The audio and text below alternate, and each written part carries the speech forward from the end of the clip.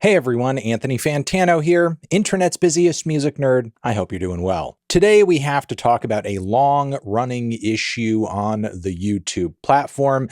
Now I want to say, off the jump, I'm not here to bully YouTube or hate on YouTube unfairly. I am a longtime YouTube user. I enjoy using YouTube. I'm glad I've been able to build a brand and a livelihood for myself here, and there are some recent decisions on the platform that I am very much pro, like for example, YouTube taking a much stronger stance than I think a lot of social media brands are out there against AI, making it more difficult now to monetize it on the website, apparently. The issue I'm talking about here in this video is a problem that is very much exacerbated by record labels and rights holders, not YouTube itself, because what I'm discussing here are issues of copyright claims, fair use, and none other than the GOAT, my uncle, Rick Beato himself, discussed this recently in a video, talking about his own experience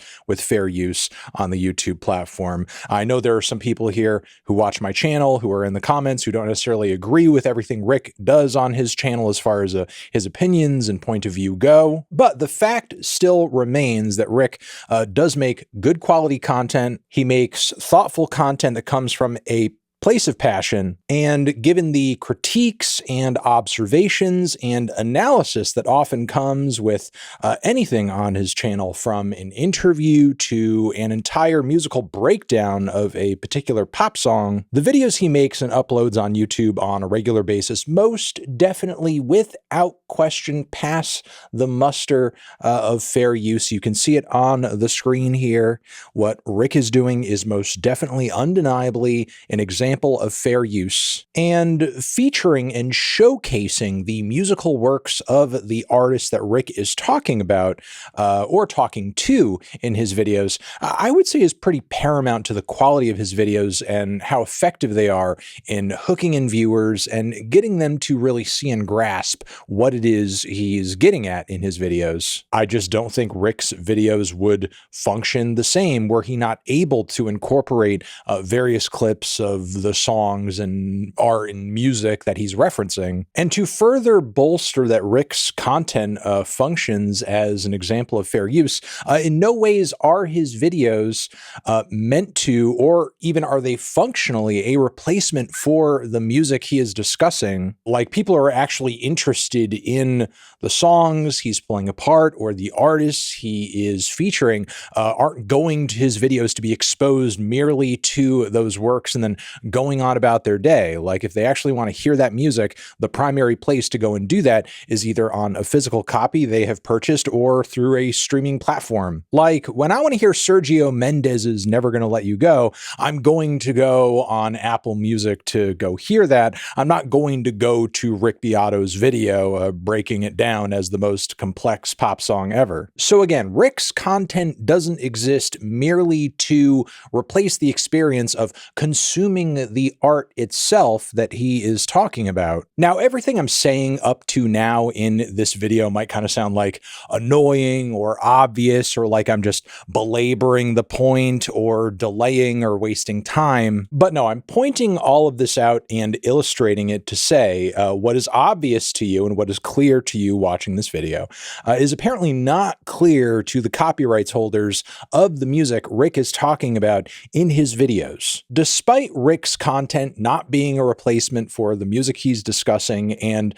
always featuring a good, healthy amount of critical analysis and critique, Rick over the years on his channel has still faced countless strikes and revenue claims from labels and copyright holders. And as he says in this video I was referring to earlier, it's to the point where he's made little to nothing off of some of the biggest videos on his channel. Over the course of my channel, I've made some videos, actually a bunch of videos related to YouTube content ID claims and record labels not only claiming videos but blocking them. Now, for years, I didn't do anything about these content ID claims. Anytime I got one, whoever made them made all the money from my videos. And this is hundreds and hundreds of videos. Some videos would get 20 copyright claims on them, content ID claims, meaning if I did a top 20 countdown, I get 20 content ID claims and the 20 labels would split the money of my video. So I'd make no money on them. Some videos that I've made, let's say I do a top 10 countdown on Spotify, maybe 8 of the songs will have a content ID claim, but 2 of them don't, for whatever reason that they never got around to it. So you fight those 8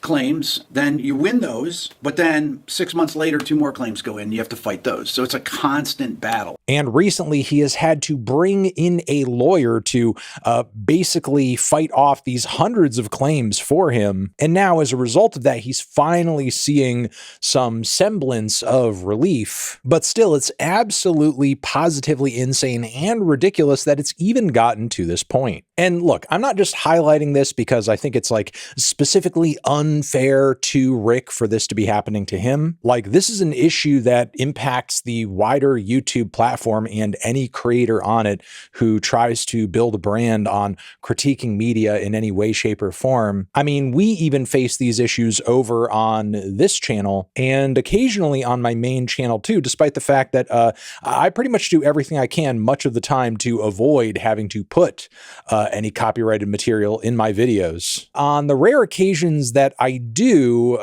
me and also Austen, who often is the person who's going out there and responding to a lot of these revenue claims and sometimes DMCA strikes or outright blockages of our video from being viewed. But yeah, when we are featuring a fair amount of copyrighted material in a video, which obviously it's music, it is media I am critiquing, 9 times out of 10, we are seeing some kind of claim or strike or something. In fact, we're just anticipating it ahead of time and expecting that if we're going to do a track review video or maybe like an Instagram Reels music reaction, there's going to be some claim at some point and we're going to have to respond to that as a result. Despite the fact that, again, even if in the video with it being an Instagram Reels reaction, it's a little silly, it's a little funny, it's still an opinion, it's still an observation, it's still a critique, it's still a reaction. It actually gets even crazier than that too. I think like one of the most recent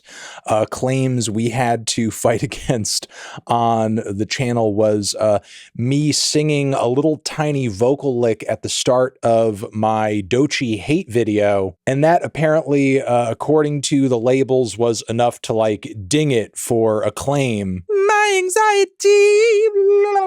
Yeah, you sung a very much not accurate vocal lick from an artist and we want to take all your money now. And what's even more egregious and ridiculous about this is that somebody making a claim like this, even if it's on a video like one of my Instagram Reels videos, a single artist featured on that or rights holder can say, yeah, even though I'm like featured as one of many artists in this one single video, I want to claim most of the revenue from it. So like the relative amount of your copyrighted work to the actual length of the video doesn't even matter in terms of like what kind of ridiculous claim you can make. And believe it or not, a single rights holder can go as far as to go for claiming the entire revenue of the video, even though on YouTube it says that they're just merely seeking a revenue split. Because yeah, the split doesn't need to be 50-50, it can be 100-0. So if you yourself are a reactor or somebody who comments on media in any way, shape, or form, and you're seeing these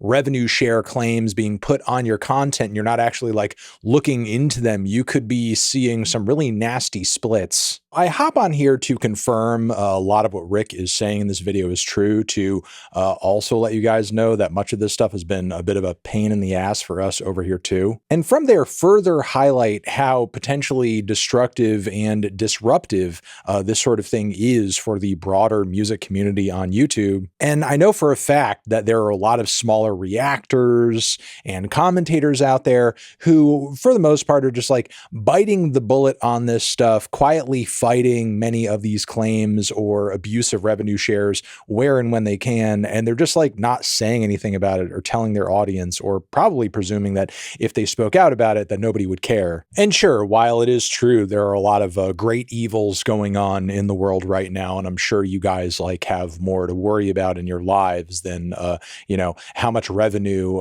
we're making on a video over here on the Fantano channel. I would still, though, like to paint a broader picture here and say that this very much ties into conversations we have been having on this channel, which you guys have very much echoed the sentiments of in the comments of my videos, saying that the state of music discourse is like not really great right now, that across social media platforms we are seeing more astroturf discourse, more paid discourse, more botted discourse, more shallow discourse. And the only way to truly and effectively combat that is with longer form content that actually inspires thought and passion for the music that we are listening to every day, be that an article or a podcast or a YouTube video or whatever. You're not going to see or be presented with as much of that sort of discourse if labels, through abusing the YouTube copyright claim system, are disincentivizing it monetarily, making it difficult for young, thoughtful, up-and-coming creators to build their own platform and brand, because the moment that they try to actually engage with and showcase the music that they're talking about, they are punished instantaneously, and any money they would have made off of that video just goes right to the label. I should also note that incessantly filing these claims against actual instances of fair use, knowingly, maybe unknowingly as well, is actually illegal, but labels and copyrights holders are just routinely blanket grabbing any piece of content, claiming it instantly without actually, thinking about whether or not it does count as fair use. And they're just kind of hoping to scrape up as much money as possible through that process, presuming that content creators aren't going to go the extra couple of steps to actually defend themselves and their use of whatever music or media they are discussing and incorporating in their content. Because honestly, there are a lot of YouTubers and content creators of all stripes that don't know what the hell fair use is. They're not educated on it. They don't really understand. And sometimes the back end on YouTube, when you have to fill out these responses and fight these revenue claims, it looks a little scary, and it seems kind of like, oh no, if I file this and I put my name in here and my signature and my information, am I going to end up in court and get sued into oblivion? So again, it can be very worrisome and very scary, especially for somebody who is young and is just starting out. And we should frankly be making it easier for this discourse to happen, not harder, and giving reactors and commentators the financial freedom to actually make the kind of content and give the sort of opinions that they truly feel, which is much better than the current dynamic where you have reactors and commentators routinely getting ripped off. And then when some of them actually want to start making some money off of their content, they're doing it by way of taking a check from the label to promote and speak positively about some kind of up-and-coming artist they're trying to break, and make it seem like there's an organic buzz around them because, oh, look, this reactor is talking about them after we paid them to do so. Lame. Let me know what you guys think about all of this in the comments down below. I'm sure you will. You guys are the best. Thank you for watching. Over here next to my head is another video for you to check out. Hit that up or the link to subscribe to the channel. Anthony Fantano. Music forever.